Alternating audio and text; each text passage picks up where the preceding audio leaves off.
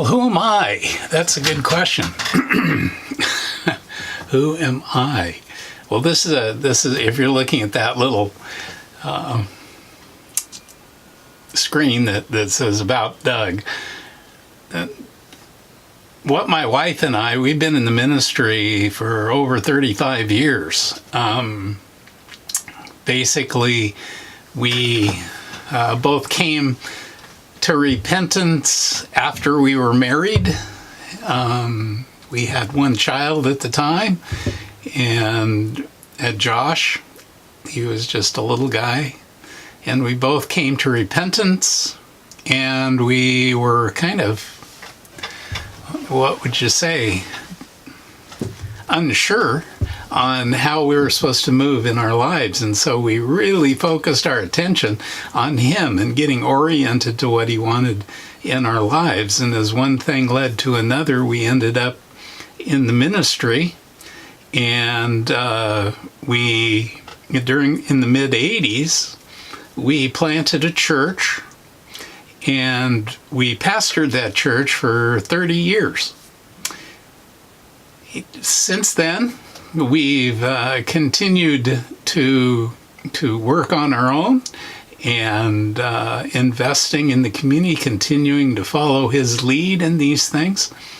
And this whole time, we've been bivocational, which means that you basically have two vocations, one being the ministry that you're focusing your attention on, and the other is income generating activity, whether it be a business or working for someone or whatever the case may be. I've worked in human services, excuse me. In my past, I have worked in business. We've had, probably for the most part of our years together, we've had we were self-employed in our own business. And so that generated our income. And basically, being bivocational is carrying out the idea of nurture, which means that you can't make money at the thing you're trying to take care of. And so you have to have something else that you're generating money for, because if you try to draw money out of the thing that you're nurturing, you'll destroy it because it's so fragile. And we'll get into that more later on. But we've been bivocational, and we've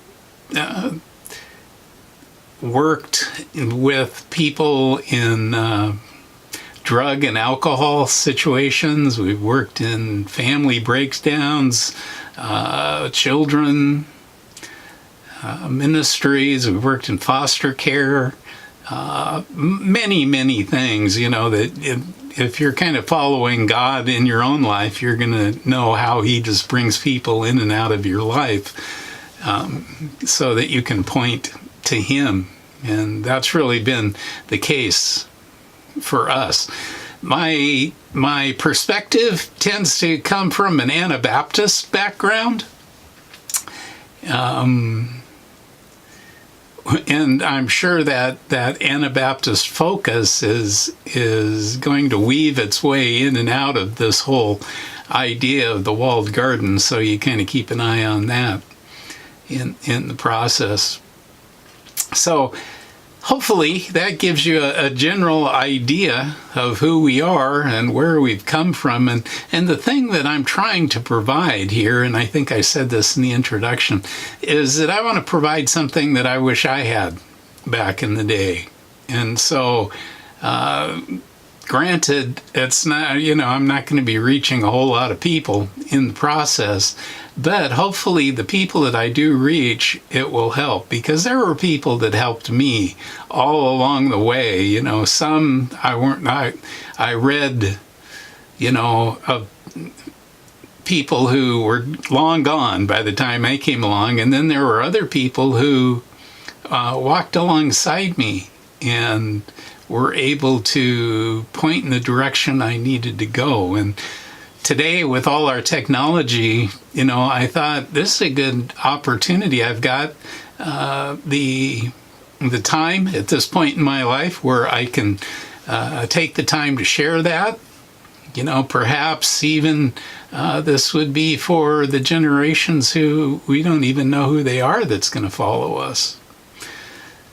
So in that whole picture, who's Doug? Well, I think all of this that I've just shared with you kind of draws a picture of why I'm doing this and where I've come from and what I have to offer. And I hope whatever that is, that it will help you to engage him. So step out of the world system and take a breath.